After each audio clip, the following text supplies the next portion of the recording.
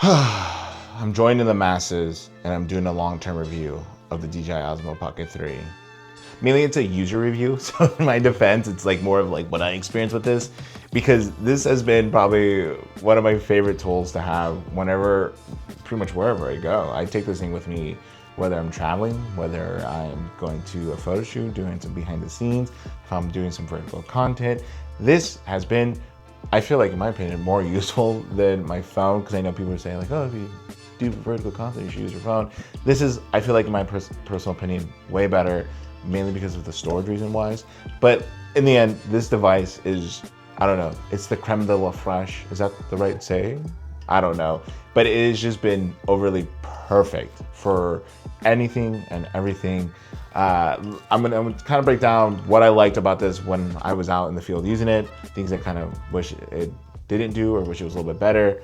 And then as well as like, who's this for? Because I feel like a lot of people get like misguided into this, and it did kind of really foreshadow who is it for, but I think I'm gonna kind of do like a thorough breakdown of like ideally like what group or who you are and what this might be a good case use for you.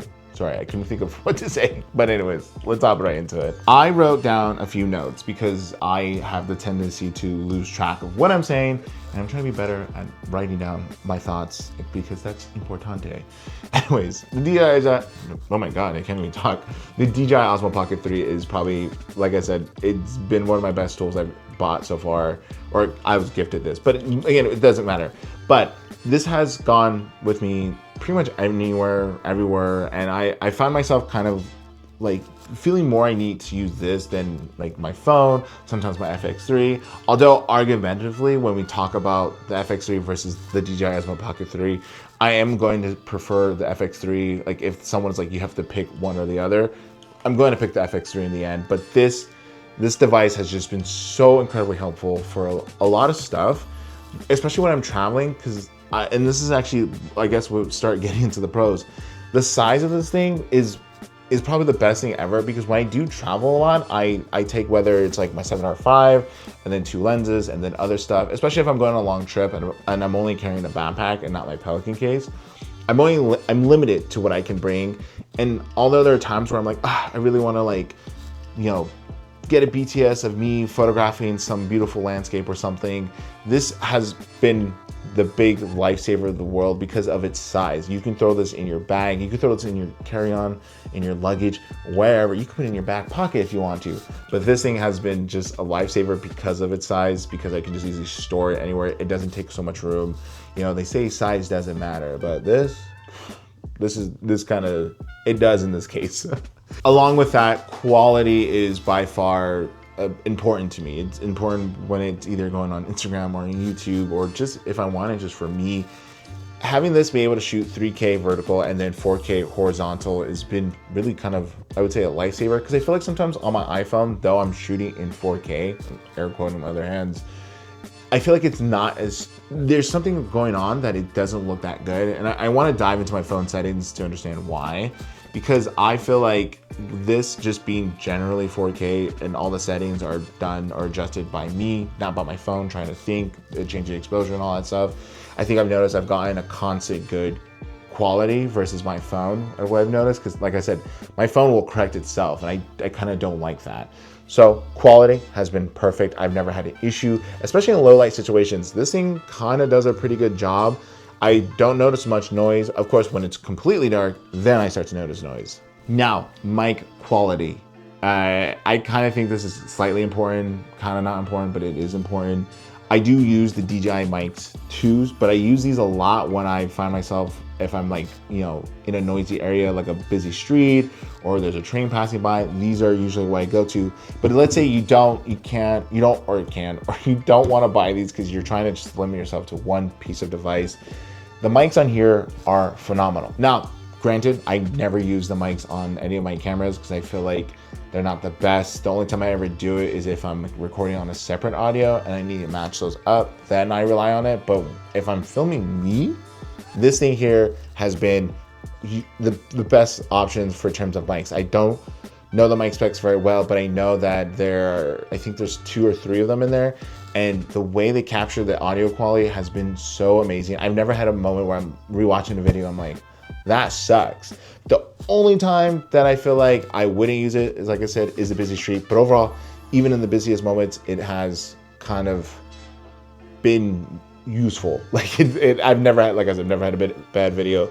So mics, good. If you don't want to buy mics, use the ones on here. They've been phenomenal. I've never had an issue with them. Now, going into the conversations of your phone versus this, I think what I prefer this the most is that I have the capabilities of doing a lot of stuff manually, whether it's like white balance, exposure, changing my frame rate, changing my ISO, because on my phone, although I can do a little bit of that, I have to get a third-party app, which is kind of annoying because then it's like you're doing everything on one part of your app just to get it uploaded into your phone. When this just does it all for you. So if you're someone like me who comes from shooting on the FX3 or 7R5 or whatever camera you're using, and you're so used to setting things manually, the DJI Osmo Pocket 3 can do that for you. And I find myself always adjusting my settings in certain situations.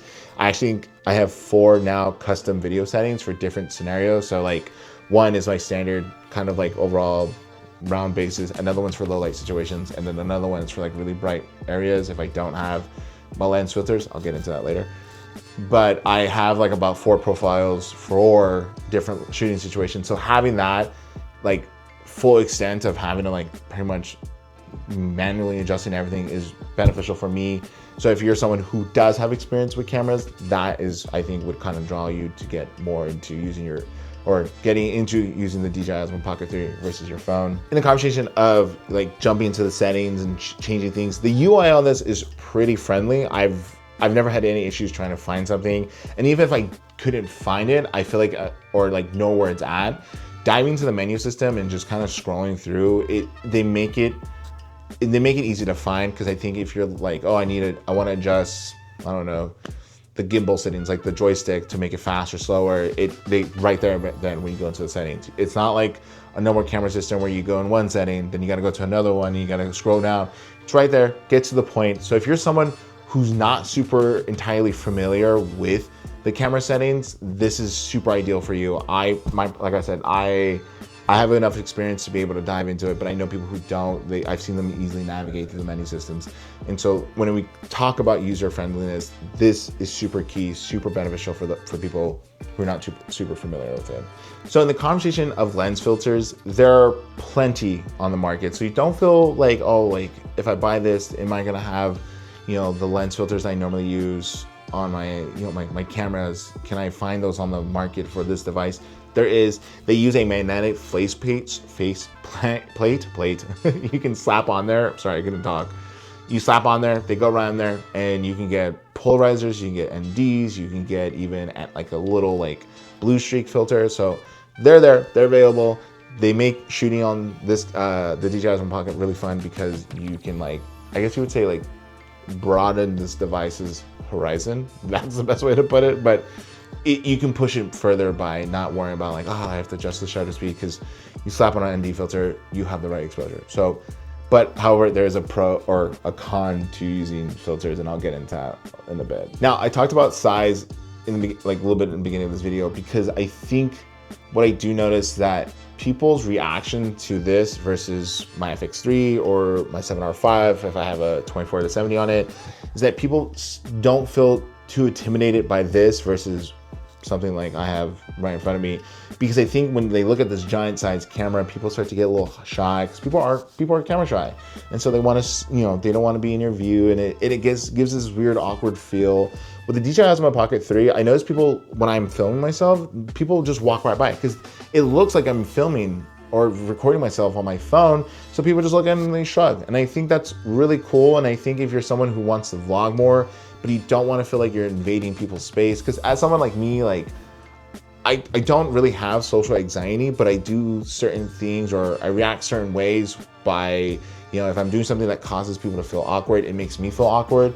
So having this device and be able to film myself, walking around, and I don't feel like I'm invading someone's privacy or their personal space, having a giant camera in front of me, this has made it so much easier. And like I said, it encourages me to film more, because then I don't get that social anxiety of, I'm like I said, invading someone's place, or if someone really wants their privacy, I'm not feeling like they feel like, oh my God, this person's recording me. Like, oh my God, like, please stop. Like, and that's, I think, one of the biggest plus is like, and I feel like I'm repeating stuff, especially if you're vlogging or you're doing a lot of travel vlogs or just recording yourself in public spaces.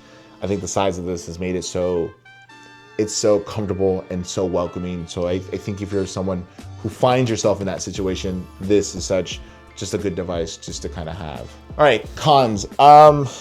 It's not a lot, but it's a few things that I feel like they could have done better. I want to come back to lens filters. Now, like I said, there's a magnetic faceplate on here. However, when you are turning off the camera, not all lens filters will fit in this little tiny gap space there. If you kind of see right there. The lens filters I use are from Polar Pro and they're a little chunky. So when I do close it, if I don't remove that lens filter, the camera gets stuck, and it's not really bad, but I know in time it can do some damage to both the glass on the lens, but also to the gimbal.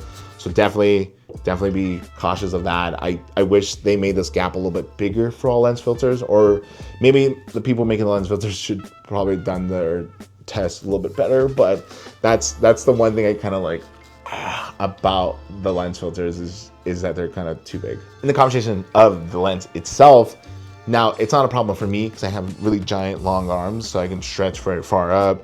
But people have said that the lens is not wide enough, which I can see because my fiance, when she's holding the camera, she has shorter arms than me, and I do notice that she does have difficulty trying to get me or someone in frame. So could they make this in a wider lens? Yes. Is there a solution to it? Yes. There is a wide lens adapter, but I do know people say that like in the corners, or even not even just in the corners, but closer to the center of what you're filming, it starts to get soft. So you kind of have to be very selective of what wide converter you're buying, because some are done cheaply and some are done very expensive or done in a higher quality, so you don't get that softness. But I think the best solution is just to make it a little bit of a wider angle. How they're going to do that, because this is a 1-inch sensor, I don't know. I'm not an engineer, but I would love to know how they're going to accomplish that if they make a DJI Osmo Pocket 4. But like I said, it's one of the issues that people said they found. So like I said, if you have short arms, it's going to be difficult for you. There is a solution, but I know some people don't want that. Okay, so kind of fragile, but also I have a rebuttal for that, for what experience I had maybe 2 days ago. So obviously there's a gimbal on here. Obviously there's a touchscreen right here, and the touchscreen it's a regular LCD screen, so any like swacks or sways, you can break that. The gimbal itself, if you had improper handling, or you're not using, where is it at? I just had it. Oh, if you're not using this case here to store it when you're traveling, the gimbal can get damaged. It can cause some bending. It can cause some of the gears inside to kind of get stuck or kind of grind against each other. So cool device, super fragile in a sense, because you can get the gimbal damage and the LCD screen damage. So do I wish it wasn't that wasn't the case? Yes, but that's kind of what you deal with when you're dealing with gimbals. I mean, even the gimbal I have back there, the Ronin Mini 4, I forgot the name for a second, that's fragile too, you know, but it's more stronger than this. So do I wish this was a little bit more beefier and sturdier? Yeah. Could they do it? Yeah. But do I think it would cause an increase in the price? 100%. So I know why they did it this way. But like I said, it's a gimbal. This entire section here can be easily damaged if improperly handled. And this leads to my story that I have for you. 2 days ago, I had this on my table and I didn't have the stand on it. I was just having it sit on the table like this. And I accidentally bumped the table while this was on, because I was testing a few settings on there. I bumped it while it was still on, but for some reason, I don't know how it works, whether they feel like a force happening or a way this gimbal moves or something like that. But the gimbal, or the DJI Osmo Pocket itself, noticed that it was falling, so I think it loosened up the gimbal, so that way when it would fall, it doesn't do any internal damages. So that's kind of cool. I think that's how they solved a way, in a sense, to make it not super fragile. But in the end, it's still fragile. I mean, looking at it right now, there's little scuff marks on here. And I think there's a little tiny of a bend that I might have to send in to get fixed, but we don't know. I mean, it works perfectly fine still. I was able to film some things a few days or the next day after, so it's been pretty good. But in the end, it's kind of fragile, so very, very, very, very, very cautious of that. Battery life. Now, the battery life for me has been tremendous. I think it does 4 hours, and it can do up to, oh no, sorry. It does 2 hours by itself if you just had it, just only this, but if you have the extension, it can do up to 4 hours. I've heard the bigger one, it can do up to 6 hours. So that's really cool. That's filming at 4K at 30 frames per second. I've let this thing record and let it go. I put one of my bigger micro SD cards in there, and it kind of lasted for almost 4 hours before it actually died. So good, but I wish the battery life was a little bit longer without the extender. Now, granted, when you do buy this, you get this extension, but let's say you bought the second hand, or let's say they do another bundle where it's just this and you don't get any of the other stuff, you're limited to 2 hours, which I feel like is not bad, but it is bad because if you're constantly, let's say you have a big giant 12-hour day and you're constantly filming on this, you're finding yourself then every 2 hours charging it, or you can't film too much because then you're draining that battery really fast. So yeah, like I said, battery life is pretty good, pretty decent. I wish it was a little bit better. And I wish the extenders were a little bit more of a better push, because like, I mean, you're adding 2 hours. I think the extender adds 3 or 4 hours, but I wish they were a little bit more of a juicer, kind of like a V90 battery pack. Like I wish they had that oomph. But like I said, I think that like comes with making it smaller, is that they are just, you know, hey, this is the best we can do, which I totally understand. Now, the question goes, who's this for? Who's the DJI Osmo Pocket 3 for? I think it's really for anyone. It's for anyone who wants to film things without having to use their phone.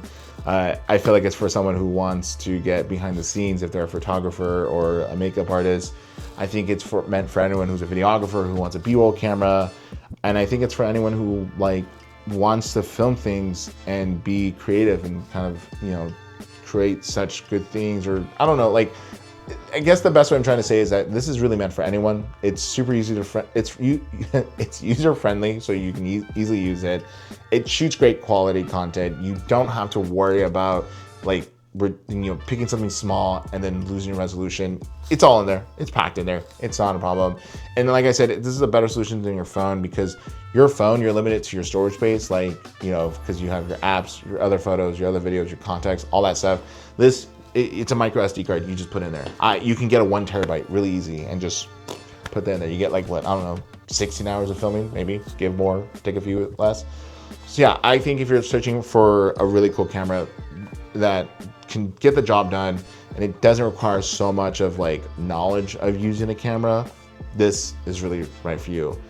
I find myself using this all the time. I love it so much. Like I said, if they make a Pocket 4, which I think they are, I definitely would buy that, and then keep this as a secondary one, because I know for a fact there's a lot of buzz on YouTube and on the internet about what they want to do better, and DJI is very, very good at taking some of that feedback and applying it to their new device. So I'm super excited what they do next. But like I said, if you're looking for something that's gonna make your summer fun or your travels fun, like filming and recording, all that stuff, whatever, this is the guy for you. So unfortunately, like I said, I think it costs more than it was a few months ago, but that's the price we pay. That's a little bit morbid, but get it if you can. Facebook Marketplace might have some for secondhand for sale, so look for that. But if you want to drop a few dollars on this, I would say do it. It's worth it. I hope this video was helpful. Definitely like and subscribe. Comment down below if you have one, if you like it, or if you don't like it, because I'm curious what you have to say about this. Because like I said, I like this. This has been super, super helpful. But other than that, I'm gonna actually shoot more stuff with this today, because I want to do some cool creative shots with this, and let's see if I have some to post on this video when I'm talking about it. Anyways, catch you all later. Until next time.